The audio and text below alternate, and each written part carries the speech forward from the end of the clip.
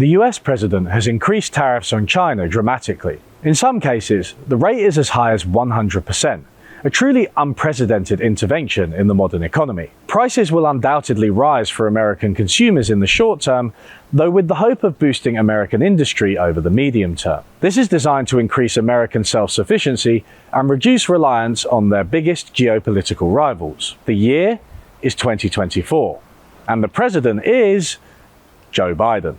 Got you, maybe. It does seem that even before Trump too, we were moving towards a new paradigm for globalization. New paradigm for globalization being the type of thing people I hate say. I have become them. Excuse me, but proactive and paradigm, aren't these just buzzwords that dumb people use to sound important? Not that I'm accusing you of anything like that. I'm fired, aren't I? Oh, yes. Backlash against globalization is hardly new. We saw numerous protests across the world in the 90s and noughties, taken up by lefties who saw globalization as dominated by corporations and the financial sector. People in Poland protested their joining of the EU, people in Seattle protested against the IMF and World Bank, and people in Porto Alegre in Brazil established the World Social Forum, a counterpoint to the elite meetings in Davos. During the 2010s, we saw rising anti-globalization sentiment once more, but this time from the right. The campaign for the UK to leave the EU succeeded in 2016, the same year Donald Trump was elected, on a promise of putting America first. Since 2010, Viktor Orbán has ruled in Hungary.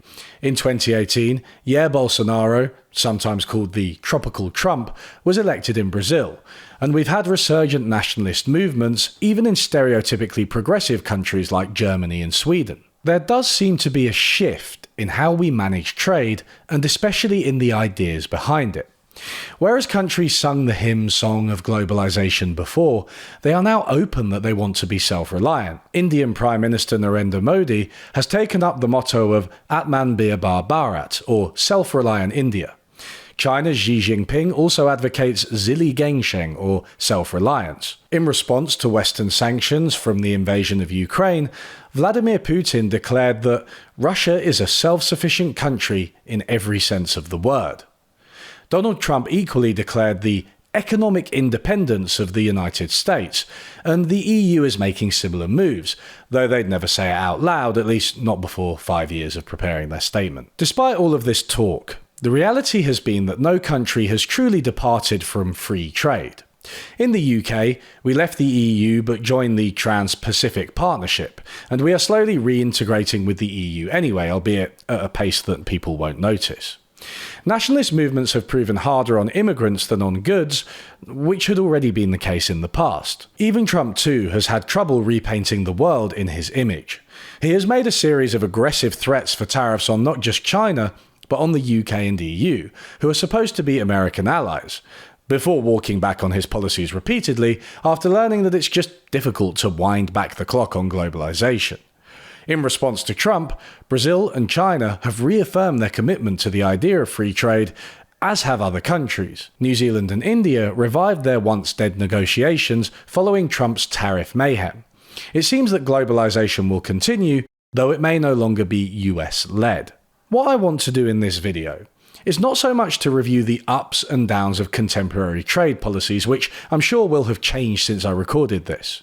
Instead, I want to go into the idea of free trade and how it has been challenged by contemporary political developments.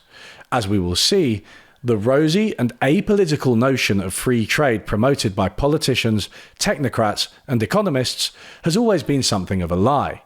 As with seemingly every video essay of this type, I'm going to start in the 19th century. But first, I'm going to ask you to consider joining my Patreon. If you like my videos and want me to keep making them, please sign up.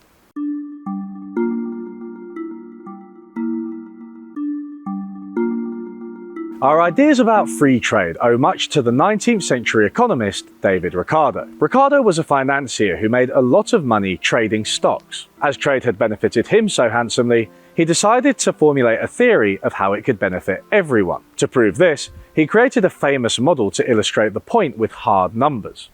This was largely unprecedented at the time, one of the precursors to the economic models we know and love today. Before Ricardo, Economists had been quite worldly, reflecting on the emerging capitalist system as part of a broader set of reflections about morality in society.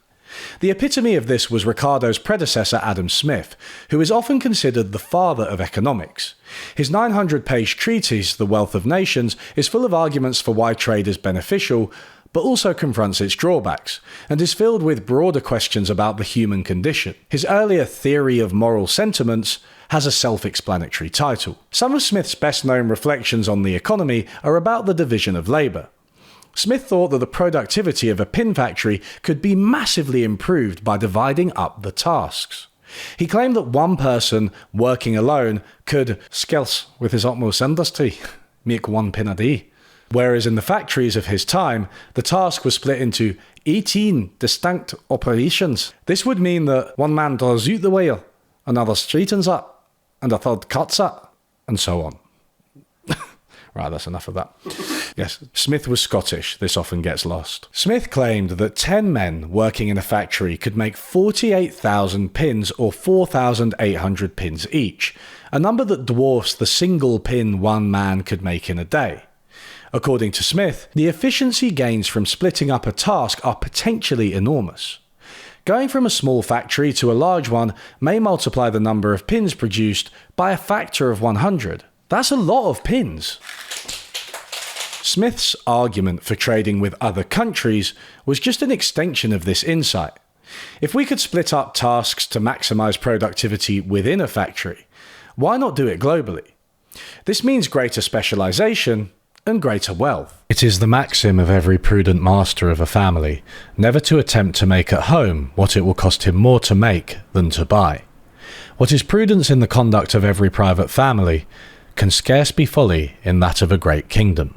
For whatever reason, we all have different skills and interests, so we make different things. Why bother making what you can't and don't want to make when you can just do what you're good at and trade with others? This is a pretty basic argument in favour of universal free trade.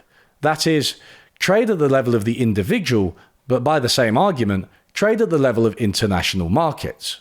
The gains from the division of labour are clear in each case and follow the same logic. Furthermore, different countries have different climates and cultures and histories, so it's been true throughout human history that others grow and make things that we just can't. That's why Italians are always mad at food, even though their food is not that good. Just saying it's not that good. Smith had a number of caveats to his ideas, as he always did. Above all, he was worried about a mass of workers being reduced to something less than human by the division of labour. Engaging in increasingly minute tasks over and over would take its toll on people and should be countered by government education, which was a radical proposal when Smith was writing in 1776. He was surprisingly modern in his views. He seemed to think that free trade was a powerful beast which, if harnessed correctly, could benefit the majority of the population, but which needed government intervention to ensure the gains were distributed fairly.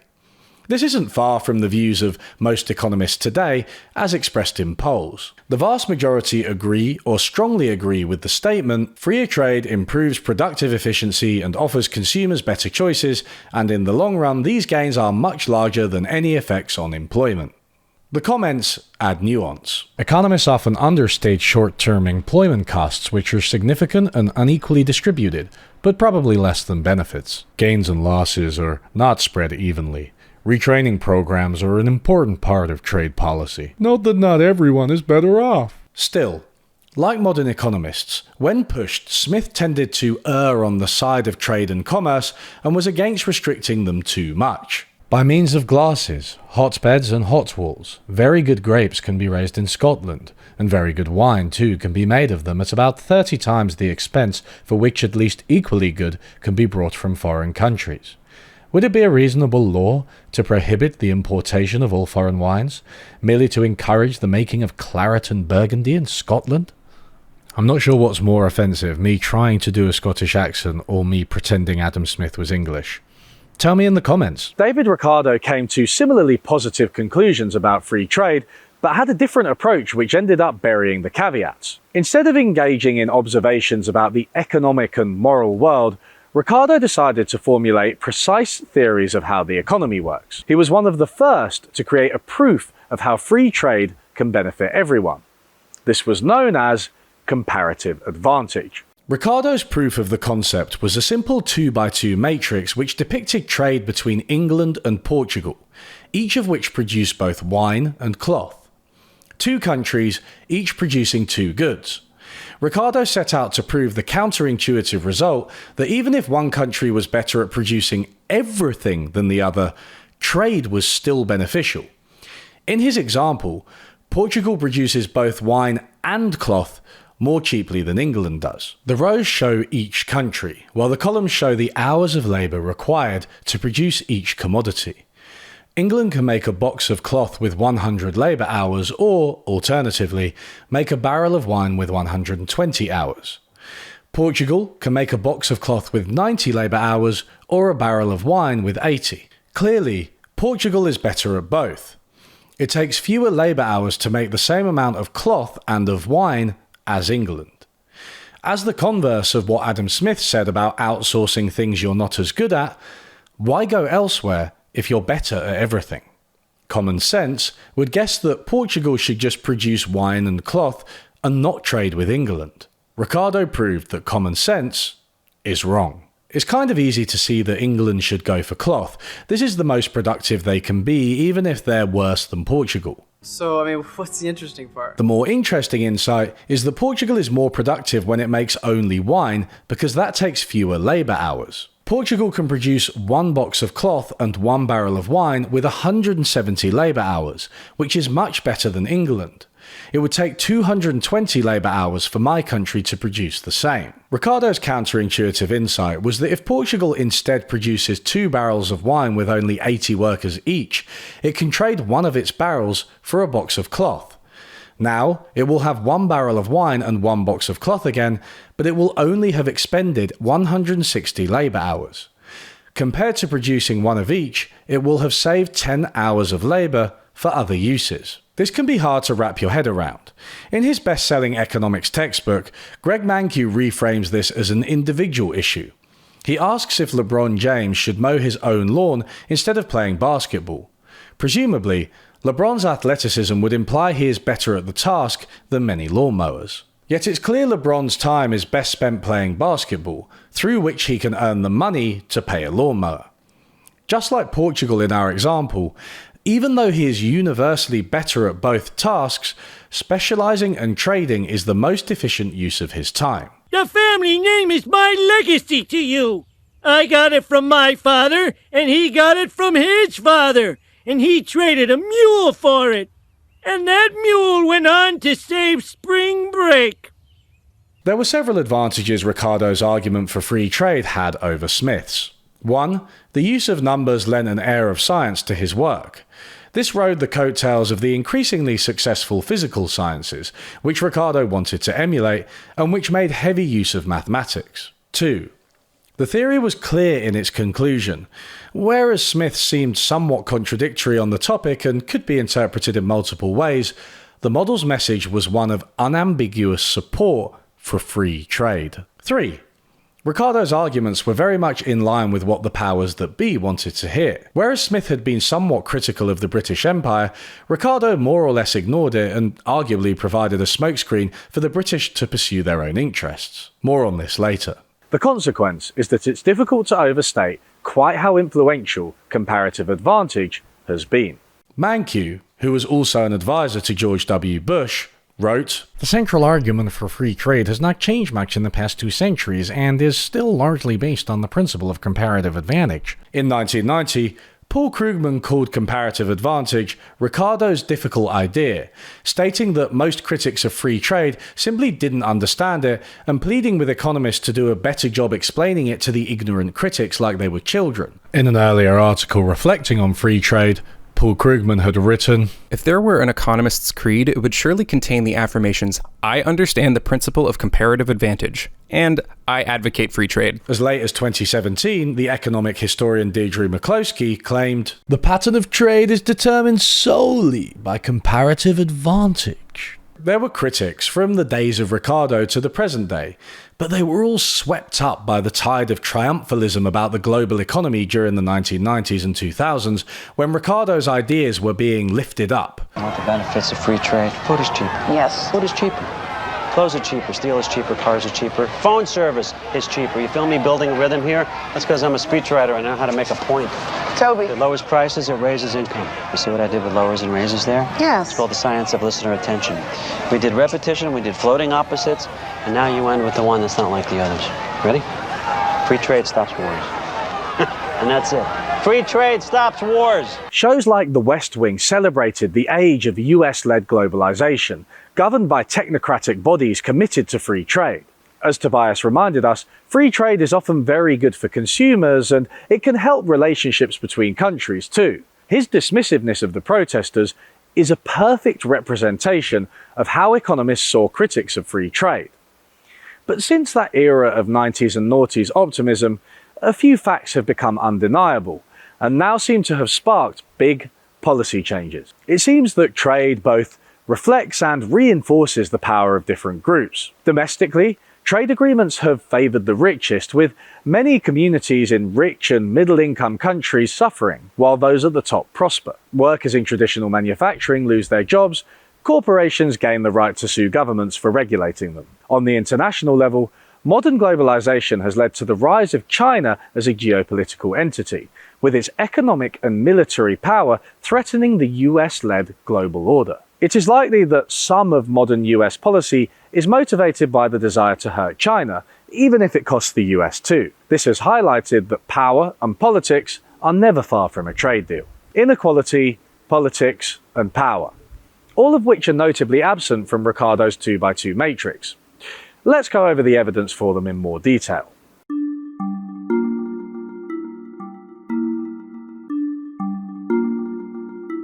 You know what the trouble is, Brucey? We used to make shit in this country, build shit. Now we just put our hand in the next guy's pocket.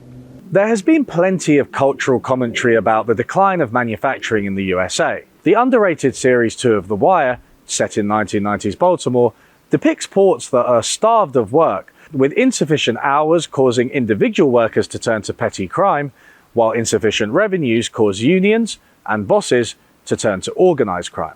Of course, such casual observation was never good enough for economists, who remained cheerleaders for free trade throughout this period. This was despite the fact that they had built on Ricardo's ideas, and most contemporary models of free trade did show that it could hurt workers as certain industries were outcompeted.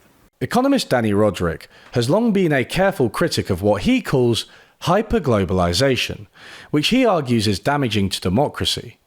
According to Roderick, countries should be allowed to pursue their own political goals, and if this means spending, regulation, or even some tariffs, there's no reason a commitment to free trade should override democratic desire. In addition, such desire may reflect genuine problems caused by free trade that are missed by the model.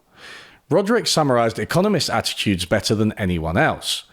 He asked what would happen if a news reporter were to phone an economist and ask whether free trade is a good idea. We can be fairly certain about the kind of response he will get. Oh yes, free trade is a great idea, the economist will immediately say, possibly adding, and those who are opposed to it either do not understand the principle of comparative advantage, or they represent the selfish interest of certain lobbies, such as labor unions. Roderick then asked whether, if reporters infiltrated a graduate school seminar on trade and asked the exact same question, they'd get a similar answer. I doubt the question will be answered as quickly and succinctly this time around. The professor is in fact likely to be stymied and confused by the question. What do you mean by good? She may ask. Good for whom? If the reporter student looks puzzled, she will add, as we will see later in this course, in most of our models, free trade makes some groups better off and others worse off. If this gets disappointed look, she will then expand, but under certain conditions, and assuming we can tax the beneficiaries and compensate the losers, freer trade has the potential to increase everyone's well-being. Whether protesters, journalists, or heterodox economists,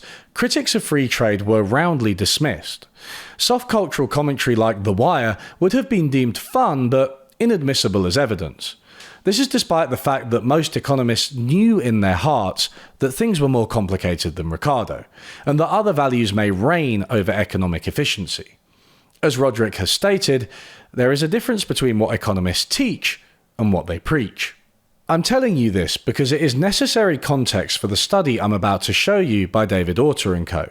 The study is a heavily quantitative look at the impact of increased trade with China on workers in the USA. They find that Chinese imports have a substantial negative impact across a whole bunch of indicators, mostly for low-paid workers in manufacturing. Without the aforementioned context, this can seem like much ado about nothing. Why should we go over a paper proving that globalization has negatively impacted poorer workers, especially in former manufacturing communities?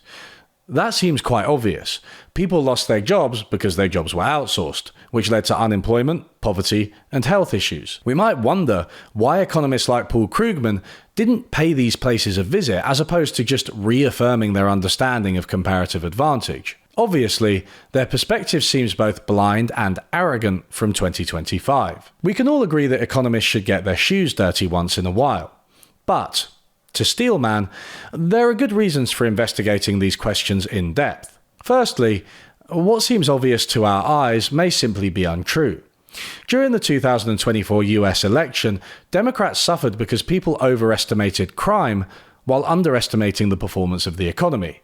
Complain all you like in the comments, this was just true. Going back to globalization, the outsourcing of manufacturing may have happened even without trade deals with China. This figure shows the share of manufacturing in employment in the USA from 1939 to 2014.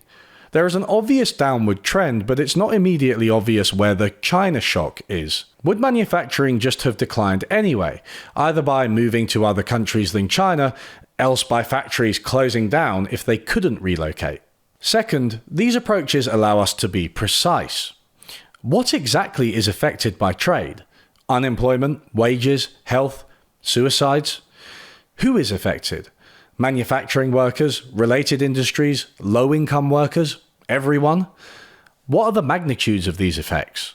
Third, sometimes being systematic and using data reveals things we didn't know were there, especially policy solutions. Homer, that's your solution to everything, to move under the sea. It's not gonna happen. One of the difficulties with research like this is that so much is going on in the global economy at once, and it's all interlinked. As the authors point out, trade deals like NAFTA, which was with Mexico, were only agreed after a massive increase in investment. Corporations lobbied for the deal only after the investment took place, so it's hard to say the increase in trade was solely due to the agreement. The agreement happened because trade was growing. In the case of China, things are a little different. China entered the global market quite suddenly after decades of isolation under Chairman Mao. As the study documents, observers underestimated China, with economists and newspapers guessing that trade with the country would only be small. In actuality, China's entry into the global economy was massive, plus it was concentrated in manufacturing, which again helps with isolating the impact. China was therefore a big, sharp, sudden, unexpected shock to US manufacturing. This graph shows you the US current account balance, exports minus imports, and China's current account balance from 1985 to 2012. You can see that around the turn of the millennium, the US starts importing much more than it exports, and that around the same time, China starts exporting much more than it imports. The current accounts mirror each other, which is expected because we know this is when China started exporting more to the USA. As China's exports were the US's imports, and as this was a substantial part of the trade for both countries, this graph is intuitive, although it doesn't prove anything, nor does it tell us anything about the consequences. What they do in the paper is to look at small regions in the US which are called commuting zones. That's right, even American data sets are somehow annoying. What this little map shows are the areas that are the most exposed to trade, which are darker brown. Naturally, manufacturing tends to be more exposed to trade because it's stuff. This map actually shows which type of manufacturing industries are more exposed to trade from China. As the authors put it, Alabama has a lot of heavy industry which isn't that vulnerable to foreign trade, whereas neighboring Tennessee has a lot of furniture manufacturing, which is exposed to Chinese competition. By looking at which areas are more exposed to trade, they can see the impact on workers, industries, and communities. And it's bad news. Orta et al. Find that a $1,000 increase in imports from China in a given commuting zone reduces employment in manufacturing by 0.6 percentage points. Percentage points means you can compare this easily to total population. So if 20.6 of the population were employed in manufacturing in Tennessee, $1,000 more in imports from China would reduce that to 20%. Increases overall unemployment by 0.22 percentage points. For context, unemployment usually hovers around 5 to 10% in the USA. Increases the number of people out of the labor force by 0.55 percentage points. That means they've given up on finding work altogether. Reduces average annual wages by $213 among the employed, concentrated on the low earning. Increases government transfers by $60 per person. This last one relates to my third point about quantitative research and policy. It allows us to design government spending to ameliorate the specific negative effects of these trade deals. They unpack this further in this figure by looking at each item of government spending. As you might expect, unemployment benefits and other income assistance rise. So too, the disability and retirement benefits rise as people basically give up the ghost and drop out of work entirely. But the biggest impact is on medical benefits, which is extremely important from a policy perspective. All in all, trade with China may have cost 2 million American jobs, and some of these effects fall on things we might not expect, not just employment and wages, but on health and retirement. We can imagine a trade agreement which boosted or adapted these government policies to help those who lost out. That's why this research is not entirely stating the obvious. Though I do have to reiterate that watching Dopesick will tell you basically the same thing, and be much more enjoyable than reading this paper. Yes, I am doing a bit where I imply that watching TV series will make you more right about the economy than the average public-facing economist was in the 90s and noughties. Plus, you can't help laughing at economists sometimes. The paper contains this gem. Allowing for geographic labor immobility runs counter to the belief that U.S. regional labor markets are integrated seamlessly. However, there is mounting evidence that the movement of labor across U.S. cities and states in the aftermath of changes in regional labor demand is slow and incomplete. In English, they assumed for a long time that displaced workers could move seamlessly from manufacturing jobs in Alabama to tech jobs in California. But as of 10 years ago, they're realizing that's not always possible. Thanks, economists. Of course, it's not just America. Orta et al. Note that similar analysis has shown that British workers have struggled with lower employment and earnings after being exposed to competition from China, as have those in Denmark. These effects were concentrated on those with lower incomes. Germany has done relatively well owing to its globally competitive manufacturing industry, but that too has been waning as Germany falls behind in the electric vehicle race. Contrary to popular narratives, it's not just richer countries either. Latin America has struggled with the rise of China, with countries of Brazil going from a promising manufacturing hub to stagnant, highly unequal, and corrupt. Brazil hugely expanded its manufacturing sector from 1960 to 1980, over which time GDP per person increased by 140%. Had this continued until 2000, Brazil would be richer than most European nations today. In reality, its GDP increased by only 20% as the country's industry flatlined. Brazil was a leader in both vehicles and electronics, and although these industries remain, they are nowhere near the powerhouses they once promised to be.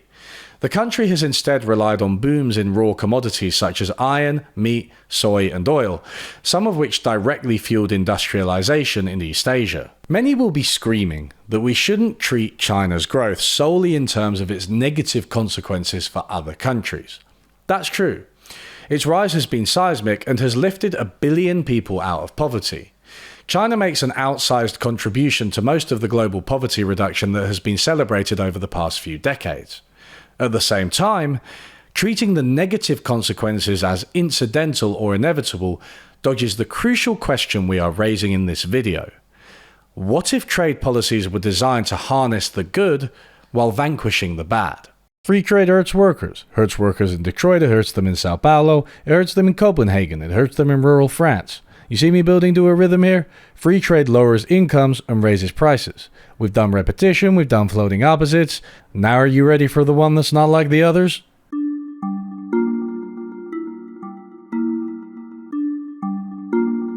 If economists ruled the world, there would be no need for a World Trade Organization. The economists' case for free trade is essentially a unilateral case. A country serves its own interests by pursuing free trade regardless of what other countries may do. Economists across the aisle have been united on this view of trade as a neutral, technocratic agreement that doesn't require those pesky human institutions. Milton Friedman thought that the average free trade deal should be only 1 page long and basically just say, "We will trade freely."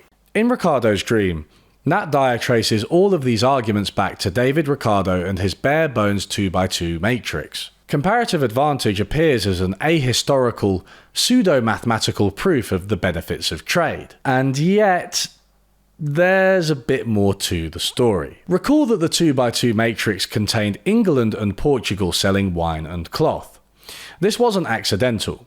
As he looked back over the previous century from the vantage point of 1807, Ricardo picked an example that was historically relevant. The Methuen Treaty had been signed in 1703 and specified that tariffs should be removed for English cloth in Portugal and lowered on Portuguese wine in England. In other words, the Methuen Treaty was the basis of Ricardo's model. Krugman and Friedman would have been very happy with the Methuen Treaty. It was a free trade agreement that was only a few pages long. Economist Tim Harford once described it as one of his favourite trade deals. Pure economic efficiency. Right? One could argue that there are a couple of things missing from both the treaty and Ricardo's representation of it. As far as places go, Brazil and West Africa were missing. And as far as goods go, you may see where I'm going with this, they were missing gold. And slaves. You see, trade at the time was a complex network that involved multiple trips across the Atlantic. British ships would sail to Africa and buy or capture slaves. These captives would be transported to Brazil, where they would be forced to mine for gold, usually until they died.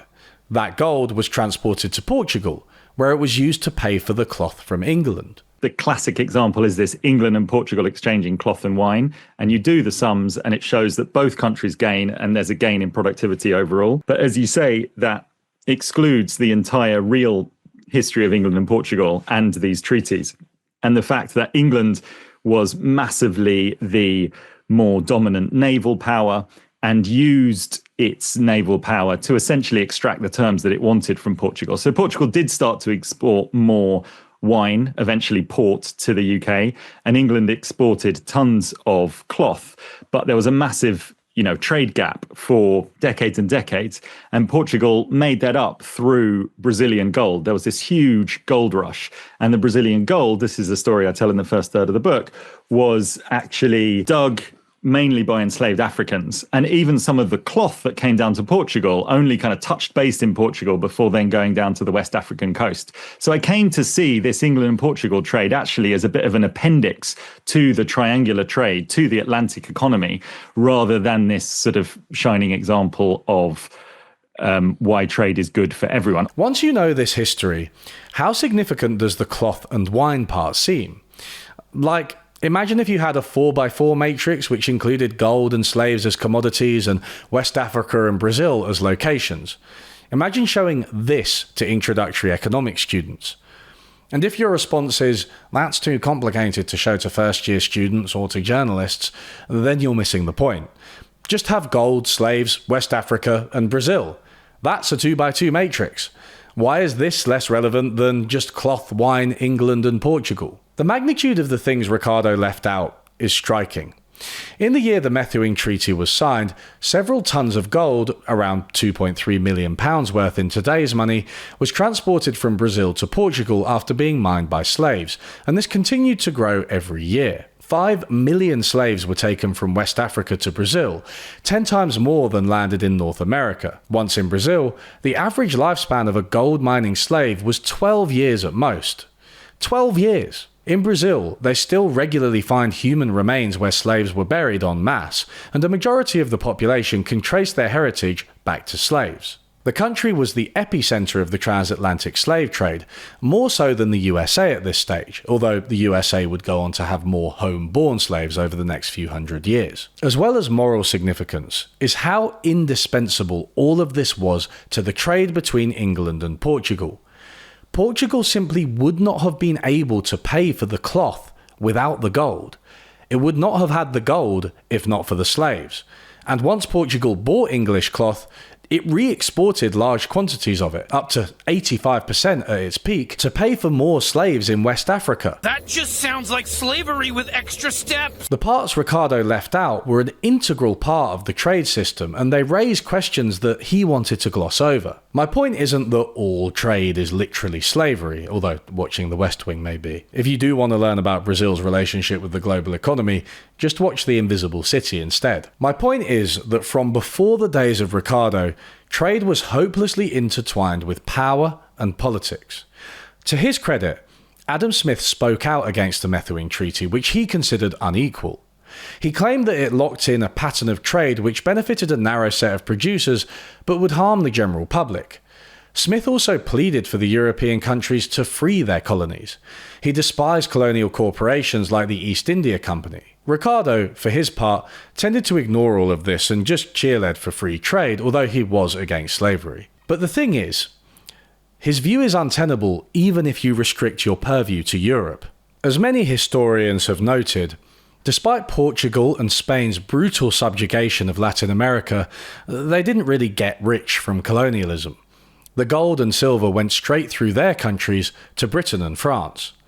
Although Portugal did not see its people enslaved and its natural resources pilfered, it was also, in many ways, a victim of English colonialism. The amount of gold circulating in England tripled over the 18th century, while Portuguese manufacturers were decimated and the country's per capita income stagnated. Why did they accept this? It turns out that the seemingly concise Methuen Treaty was signed at a time when Europe was constantly at war. Specifically, the context of the Second Hundred Years' War between France and England meant that Portugal needed protection. As political economist Susan Strange documented, the freer exchange of British wool and woolen goods for Portuguese wine was acceptable to the British government only because it perceived an urgent need for the defensive protection of the Royal Navy. The Portuguese must have guessed that the result of the increased trade with England would be the ruin of many honest, hard-working Portuguese weavers. Yet, the price had to be paid, because the treaty promised greater security for the state. It was not primarily a commercial agreement. In fact, the Methuen Treaty was the last of three. The first two were military agreements in which Portugal pledged 28,000 troops for the war on France, subsidised by England. The first of these subsidies was paid only after the third cloth and wine trade deal had been signed. So the supposedly neat, few-page-long trade agreement between England and Portugal in 1703 wasn't really a few pages. There were two preceding agreements, and these were not for trade, but for military alliance. What's more, Portugal signed it knowing that their textiles industry would suffer because they put politics before economics. All of this was done under the protection of Britain, which then controlled the seas. Hardly sounds like free trade at this point, does it?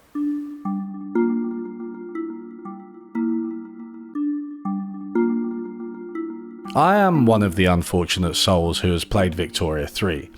I do gaming streams on my second channel every Friday, and you should come and watch. We can chat about economics. Under capitalism, the produce belongs to the capitalist, and then they pay you, right? Whereas under feudalism, it belongs to you and then it's appropriated. Understandably, many of my viewers like it when I play economics-y games, so I've given Victoria 3 a go. You play as the disembodied spirit of a country and manage it politically, economically, and militarily. I have been toying with the idea of invading Uruguay and maybe Paraguay. There's a lot of thought and detail gone into it. It has some realism. For instance, you can easily have a supply chain crisis. All sounds like a good fit for me. Except that the game does my head in. The endless notifications. The unnecessary complexity and minutiae. But we can import, right? Whoa, what's just happened to my budget? The one more DLC, bro. I swear, just one more expansion and it will be playable. Anyway, one of the options in Victoria 3 when you're engaging in diplomacy is to damage relations with a country. I like the way the Netherlands are still really nice to us. Damage relations? Damage relations. Belgium. You got to damage relations, haven't you? I always wondered what this would look like in reality. I guess I envisaged a physical attack on a line drawn between two countries, but that doesn't make much sense now that I say it out loud. Like, you can't actually do that. So, if you look at that... Donald Trump has resolved my confusion by openly damaging relations with a number of countries, including his allies. His strategy seems to be a combination of insulting countries and enacting tariffs on them.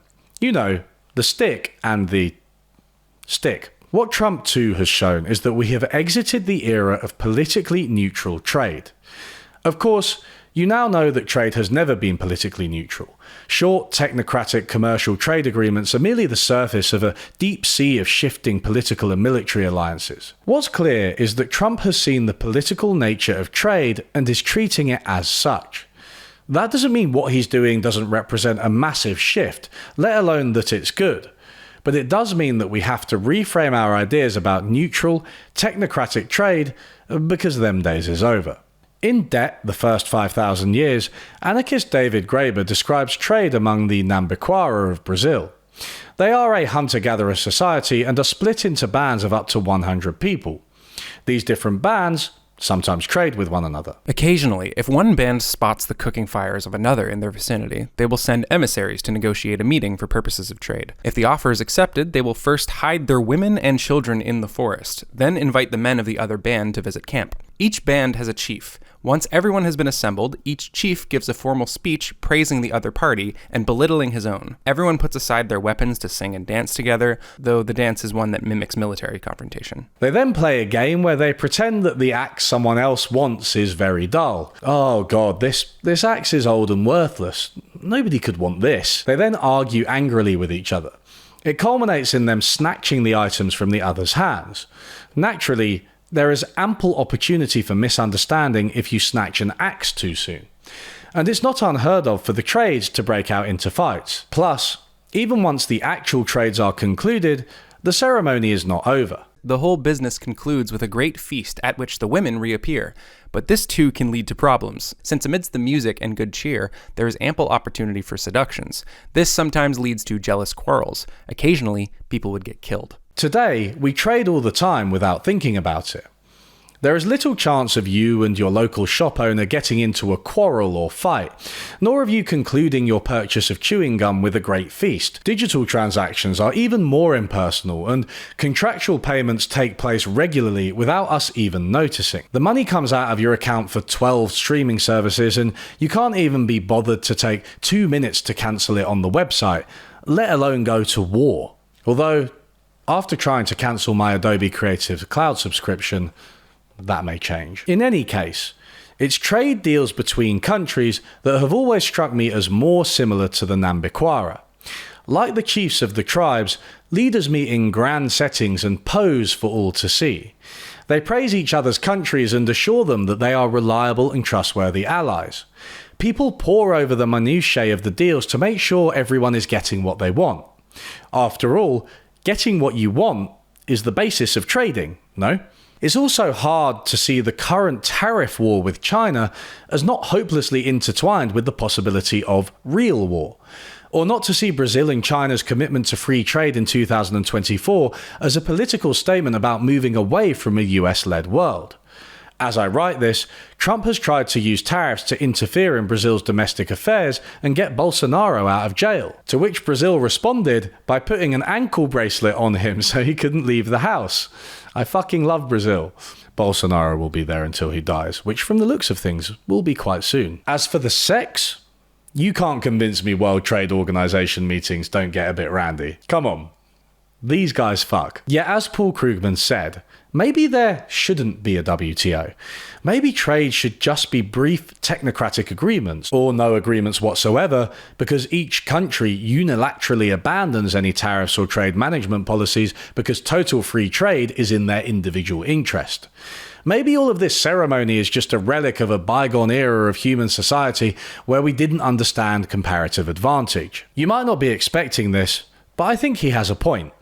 Modern trade agreements are prohibitively long and filled with impenetrable legalese. What's more, While they often tend to hurt workers, hide power relations, and leave economies unprepared for catastrophe, these days they have a whole bunch of explicit clauses favouring the rich. Western companies have been pushing for stronger intellectual property laws for a long time. In 1995, their wish was granted with trade-related intellectual property rights, or TRIPS. This pushed the length of patents to 20 years, where it had previously been as low as 14. In many poorer countries, the laws were not enforced, but the WTO agreement changed that. This led to life-saving drugs being denied to the poorest in the world because patent laws kept prices high.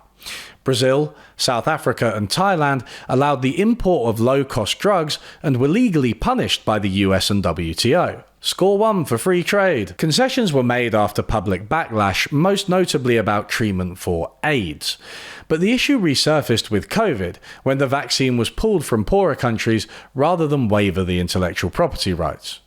There are still lingering health and financial costs from these restrictions, a situation experts have called vaccine apartheid.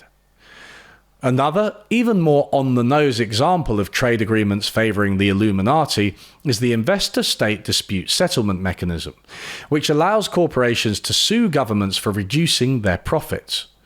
More than 650 cases were filed between 2000 and 2015, including the Keystone oil pipeline cancellation in 2021 in the US, $7 million in damages for Bilcon when the Canadian government stopped them from blasting basalt in an area with an endangered species of whale, $90.7 million awarded to American company Cargill after the Mexican government taxed them to protect Mexican industry and consumers. $1.3 billion awarded to Churchill Mining Company in Australia after the Indonesian government withdrew forged mining licenses from them. Forged, lowering of environmental standards in Hamburg, Germany, so that Swedish company Vattenfall could build a coal-fired power plant. It's not that none of the 650 cases are legitimate. Governments can treat businesses unfairly. But overriding environmental regulations to build a coal plant, fining poorer governments for enforcing anti-fraud laws. Plus, the whole thing uses a secret process outside official legal systems known as shadow courts. John the Duncan has a good video going into more detail on this. If you think this is some kind of leftist conspiracy, it was acknowledged by the free trade-loving Economist magazine that the ISDM could convince the public that international trade agreements are a way to let multinational companies get rich at the expense of ordinary people. Mainstream economist Jagdish Bhagwati, a long-time cheerleader for free trade, publicly criticized these deals on similar grounds in 1998. He called the elites who designed these deals the Wall Street Treasury Complex and charged that they'd hijacked free trade. He said that the WTO had been distorted and deformed into a royalty collection agency, and charged, "The pretty face presented to us is, in fact, a mask that hides the warts and wrinkles underneath." Credit where credit's due. While Bhagwati and, to a lesser extent, Paul Krugman might have spied that the lengthy trade deals struck in practice funneled money to a wealthy elite, they would still like to see shorter trade deals that live up to their ideal. Like I said, I've got some sympathy for this, but ultimately, it's a fantasy. Just like the Nambikwara, global trade is done by humans, and as humans, we tend to be concerned about what the impact of the trade will be on us, what it implies about us, and whether or not we are being treated fairly. Many economists believe that Ricardo's ideas about comparative advantage represent a decisive break with the old ideas. Mentioning slavery, the classic economist's response would be, oh, that was nothing to do with the free trade era. That was the bad old mercantilist era when states were just motivated by gold and everyone fought each other and everyone was trying to grab each other's resources. And then Ricardo and Smith came along and then they completely revolutionized policy. So then we had this enlightened state of win-win trade where you gained by exchanging rather than conquest. Mercantilists believed that a country gained from exporting because that brought in precious metals, while imports were a loss as you had to pay using gold and silver, so importing depleted precious metals while exporting augmented them. For Ricardo and for economists today, importing goods utilizes the resources of another country to free up your own resources for more efficient use. Is this not just true?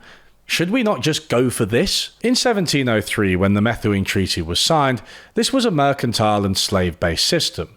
Yet 100 years later, when Ricardo was writing, Britain was once again forcing a whole bunch of new arrangements onto Portugal and Brazil to keep the slaves and gold flowing, in a situation that very much echoed the Methuen Treaty. Portuguese royal family fled Lisbon in 1807, guarded by the British Royal Navy. Before leaving, the royals had signed a secret deal with the British. When the Portuguese king arrived in South America, he made good on the agreement by declaring the country's ports open to the ships of any country. This ended Portugal's monopoly of Brazilian trade. 2 years later, in 1810, the two countries signed a preferential trade deal that reduced import duties on British goods entering Brazil. The British would only pay 15%, compared to 16% for the Portuguese and 24% for everyone else. British goods, excluded from Europe due to Napoleon's blockade, flooded into Brazil, including, according to legend, ice skates, shark fin corsets, and bed warming pans. In exchange, Brazil provided raw materials produced with enslaved labour, much to the benefit of its white agricultural elites. There's an argument that we never truly left the bad old days. Observers have long been aware that the pattern of trade is not neutral.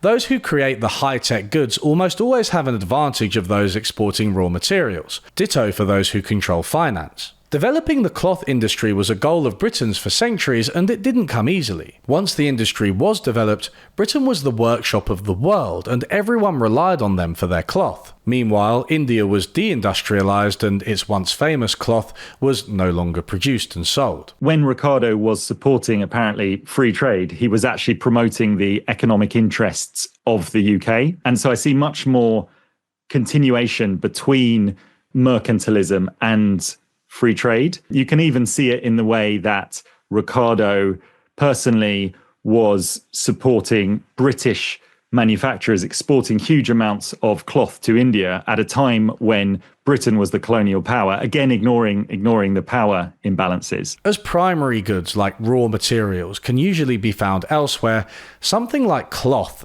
in the 18th century fetches better terms of trade than something like wine. As one politician put it of Great Britain, "There would always be a limit to our greatness while we were growing our own supply of food, but we should always be increasing in wealth and power whilst we obtained part of it from foreign countries and devoted our manufactures to the payment of it." A mercantilist charlatan?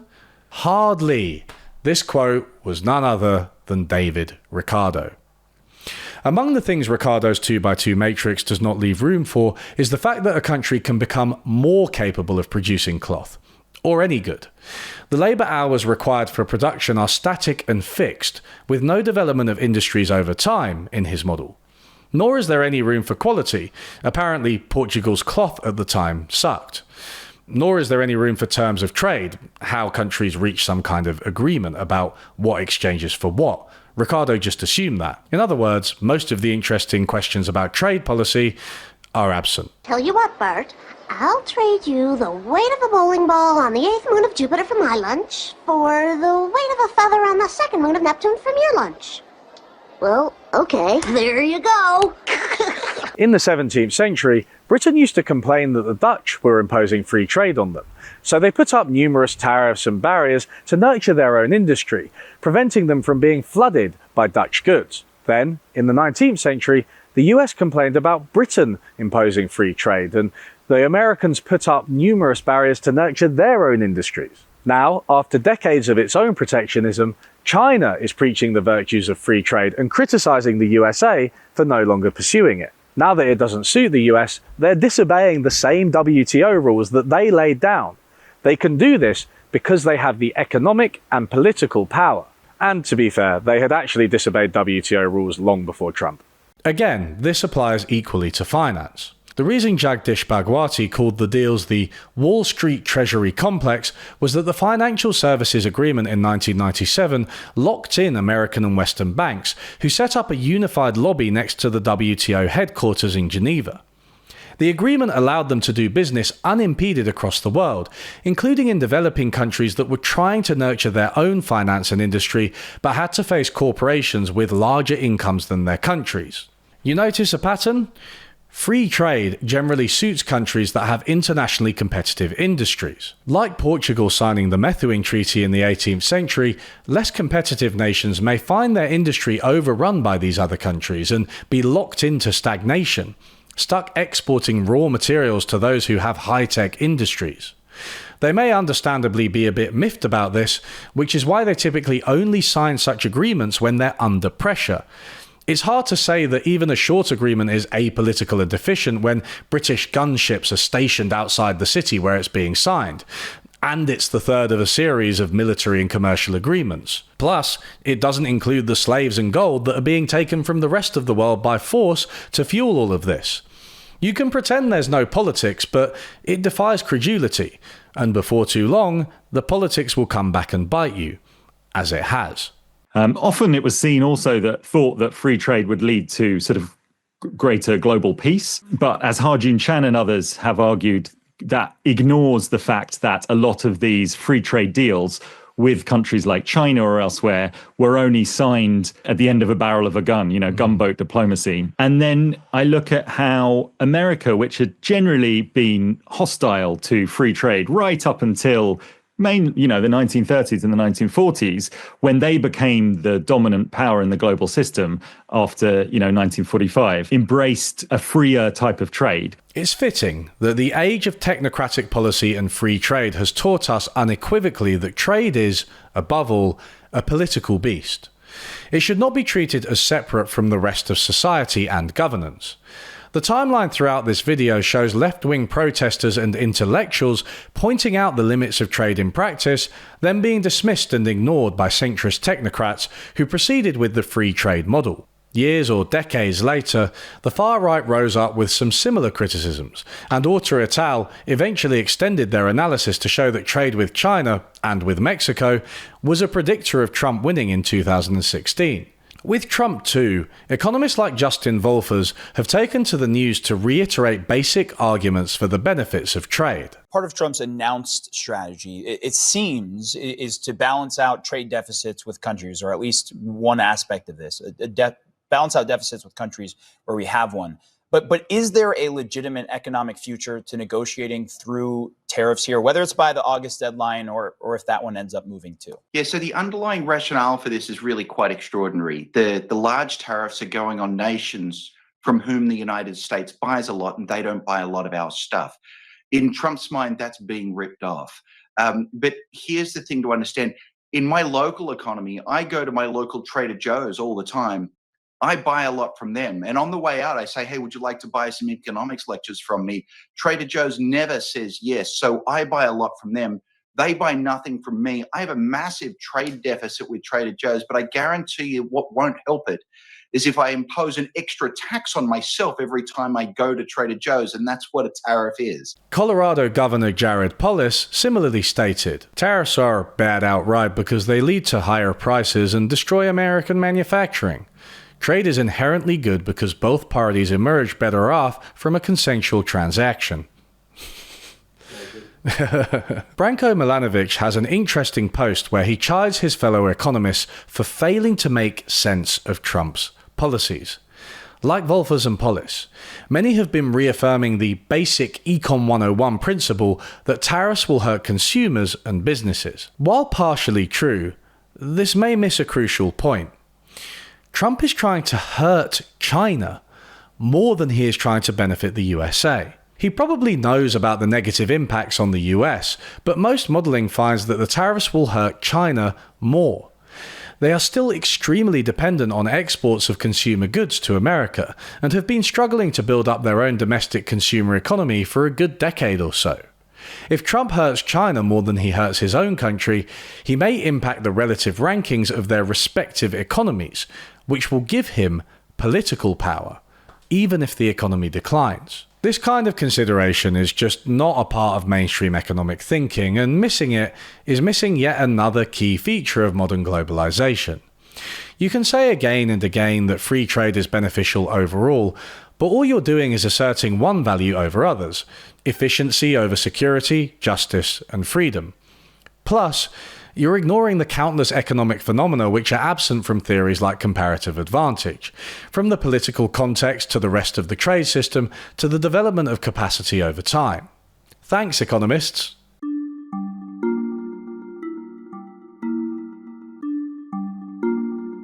Is the point of this video that trade is bad? Some people will interpret it that way because some people are idiots. The point of this video is that trade is political. Free trade is an idea that simply doesn't make sense. In practice, trade has always come with risks and limitations. Negotiating trade deals means bringing these issues to the fore in a manner similar to the Nambikwara, who understood human nature better than most technocrats. Seemingly simple free trade agreements were only made possible by ignoring the stark political realities underneath them.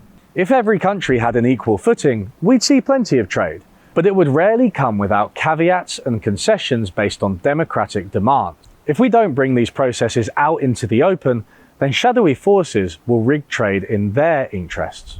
If you ignore the needs of the public when designing trade deals, you end up with political backlash. Not because the public are stupid and uninformed, as Tobias from The West Wing or 1990s Paul Krugman would have thought, but because cheerleaders for free trade have missed key information about trade deals. As Nat Dyer points out, some of the Seattle protesters depicted in The West Wing actually had pretty sophisticated critiques of trade deals which are somehow never acknowledged. For the organisers of the Seattle gathering, such as American trade lawyer and campaigner Lori Wallach, they were not protesting closer global ties themselves, but the specific set of rules and powers shaping that integration. Alternative paths of globalisation were possible, they argued, and the mandate for the WTO, despite its name, went far beyond trade. Negotiators were considering how national laws or rules about how products were manufactured or sold might impede trade. These non-tariff barriers might relate to domestic food safety, to environment and product safety rules, financial regulations, investment policy, patent and copyright rules, and more. The new agreements established by the WTO were, Wallach said, 800 plus pages of one-size-fits-all rules. These rules could be used to challenge national laws as, quote, illegal trade barriers at the closed-door WTO tribunal. They weren't anti-trade as such. They were pro-democracy. That's why they literally had signs showing democracy pointing one way and the World Trade Organization pointing another.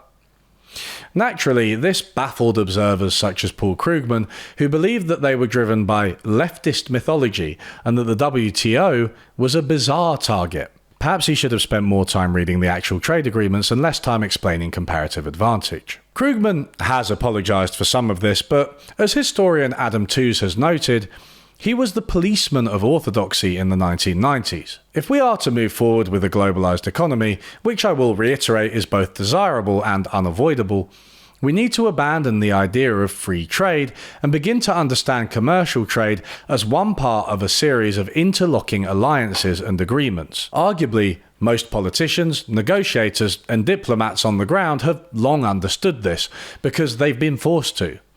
But our commentary and analysis rarely has. For too long, misleading fables like comparative advantage have let people become cheerleaders for free trade without truly understanding its history or its present. These models can be useful for narrow insights, but they are never a good guide to policy in the real world and should not be treated as such. The WTO's website devotes plenty of space to explaining comparative advantage rather than the actual details of trade deals. Politics isn't just a negative thing either. This is why I've always been a supporter of the EU despite its flaws. In a continent that has historically been at war with itself, having countries come together to negotiate politics, economics, and foreign policy is incredible. The trade within the EU includes harmonisation of regulations and compensation for poorer areas that are hurt by trade. These all help to manage trade in the democratic interest. The EU has achieved remarkable things from a political perspective. After the UK left, our cost of living crisis was worse because of Brexit. So don't underestimate the benefit to the economy either. It does matter. As the scholar Charmaine Chua observed, ports and naval power were always a centrepiece of economic history. In the days of the Methuen Treaty, ports used to be in the centre of London, but today, like this one, They are outside of cities and rendered less visible, and they won't even let us in to film closer to them. This doesn't change their significance. They still carry 80% of global trade. But it's a good metaphor for how our ideas about trade have moved from it being an integral part of politics and society to being deemed neutral and disconnected from broader considerations. Thus, it is the idea of free trade that is dead. We should stop calling it free trade. I used to call them trade deals, but I actually prefer Nat Dyer's idea of treaties. Commerce is just one aspect of international relations, and the word treaty communicates that succinctly. Of course, such a minor, pedantic change in language is not enough. As far as specific policies go, international institutions like the WTO should not be dominated by Western countries, let alone by multinational corporations within those countries. They should be directly democratic, and crucially, all countries should have an equal seat at the table. They may do so formally right now, but in practice, money and power mean that the wealthy interests have outsized influence. One desirable consequence of changing this, which is also an end in itself, would be to weaken or abolish some of the agreements surrounding financial services, intellectual property, and the investor-state dispute mechanism. Domestic policies that protect workers one way or another are also indispensable. On the other hand, if we stopped using the term free trade, it might help more than you think. You'd be surprised how deep the language we use can go.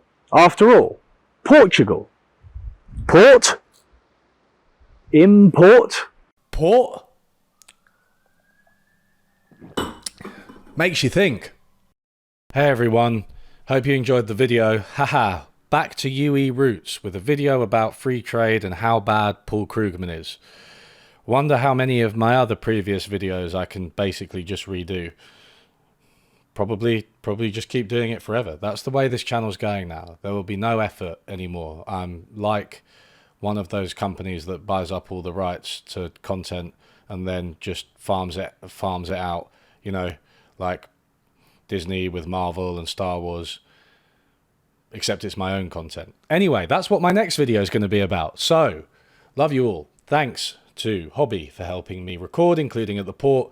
Sorry about the audio and me looking at the auto cue. There's a whole bunch of complications with doing something like that I now know but didn't before. But, you know, I think it's kind of cool. And thanks to Ben as well for editing. Thank you to everybody in my Patreon and Discord who helped with the script. Thanks to Nat Dyer and his excellent book, Ricardo's Dream. And thank you to my patrons. I had a big boost in Patreon membership recently because I put a call out, and I'm really grateful for that. So yeah, I will say again, if you're still listening and you really like the video and you're not already a patron, then just sign up. Just do it.